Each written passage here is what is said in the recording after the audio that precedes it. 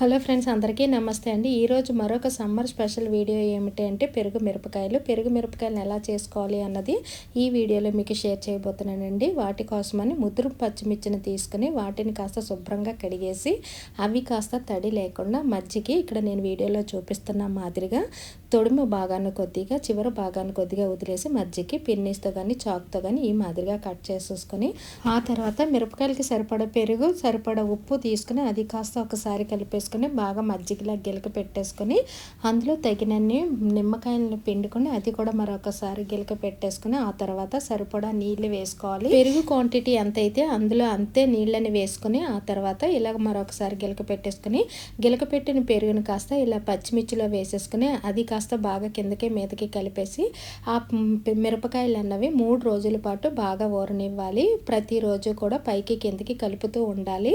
ఆ తర్వాత ఇవి బాగా ఊరిన తర్వాత అంటే 3 రోజుల తర్వాత వీటిని తీసుకుని వెళ్ళి మంచి ఎండల్లో అయితే ఎండబెట్టాలండి. అయితే మనం ఇలా ఎండబెట్టిన తర్వాత నెక్స్ట్ ప్రాసెస్ ఏమిటి అంటే ఎండిన మిరపకాయలను తీసుకుని వచ్చి మనకి పెరుగు అయితే మిగులుతుందండి, అందులో వేసేసి మళ్ళీ అవి ఊరనివ్వాలి. ఇలాగే ఎండబెట్టడం తీసుకురావడం మళ్ళీ ఊరబెట్టడం ఇలాంటి ప్రాసెస్ అయితే 3 రోజులు చేయాలండి. ఫ్రెండ్స్, పెరుగు మిరపకాయలు చేసుకునే విధానం అంతా కూడా పూర్తి డీటెయిల్గా అంటే క్వాంటిటీ ప్రకారంగా ఎలా చేసుకోవాలి అన్నది లాంగ్ వీడియోని అయితే పోస్ట్ చేశానండి.